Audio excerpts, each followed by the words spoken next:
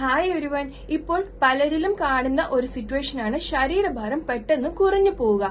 ഒരു 1-2 മാസത്തിനുള്ളിൽ ഒരു 7-8 കിലോ കുറയുന്നതായിട്ട് കണ്ടുവരുന്നുണ്ട്. സോ ഇത് ഇങ്ങനെയുള്ള ശരീരഭാരം കുറയുന്നത് ഏതൊക്കെ രോഗാവസ്ഥകൾ സൂചിപ്പിക്കുന്നു നമുക്ക് നോക്കാം. ഒന്ന് പറയുകയാണെങ്കിൽ ഹൈപ്പർ തൈറോയിഡിസം ആണ്.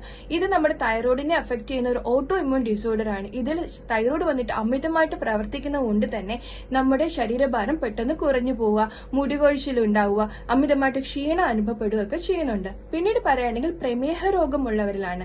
ഇവരിൽ പ്രോപ്പറായിട്ട് ഊർജം ശരീരത്തിൽ ഉത്പാദിക്കപ്പെടുന്നില്ല. അപ്പോൾ ശരീരത്തിന് ആവശ്യമായിട്ടുള്ള പ്രോട്ടീൻസും ഫാറ്റും സ്റ്റോർ ചെയ്തതിൽ നിന്നും അത് റീ അബ്സോർബ് ചെയ്യും, ശരീരഭാരം പെട്ടെന്ന് കുറഞ്ഞു പോവുകയും ചെയ്യുന്നുണ്ട്. അമിതമായിട്ട് സ്ട്രെസ്സും ആങ്സൈറ്റി പ്രശ്നമുള്ളവർ, ഡിപ്രഷൻ ഉള്ളവരിലെല്ലാം ഈ ഒരു പ്രശ്നം കണ്ടുവരുന്നുണ്ട്. ചിലവരിലുള്ള ഇറിറ്റബിൾ ബവൽ സിൻഡ്രോം അല്ലെങ്കിൽ സീലിയാക് ഡിസോർഡേഴ്സ് പോലുള്ള പ്രശ്നങ്ങളിൽ ഇവരുടെ ആമാശയത്തിൽ പ്രോപ്പറായിട്ട് ഡൈജഷൻ നടക്കുന്നുമില്ല, ന്യൂട്രിയൻസ് അബ്സോർബ് ചെയ്യപ്പെടുന്നുമില്ല. അങ്ങനെയുള്ള അവസ്ഥയിലും ശരീരഭാരം കുറയുന്നതായിട്ട് കണ്ടുവരുന്നുണ്ട്. പിന്നീട് പറയുകയാണെങ്കിൽ ചില ഇനം auto immune disorders like systemic lupus erythematosus അല്ലെങ്കിൽ ആമവാദം പോലുള്ള കണ്ടീഷൻസിലെല്ലാം തന്നെ ഇതുപോലെ ശരീരഭാരം പെട്ടെന്ന് കുറയുന്നുണ്ട്. ക്യാൻസർ രോഗമുള്ളവരിൽ പ്രധാനപ്പെട്ട ഒരു ലക്ഷണമാണ് ഈ വെയിറ്റ് ലോസ് എന്ന് പറയുന്നത്.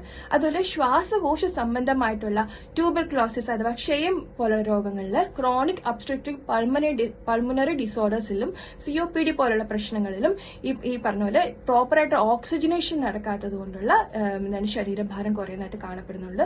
അതുപോലെ ഹൃദയ സംബന്ധമായ രോഗങ്ങളിലും കണ്ടുവരുന്നുണ്ട്.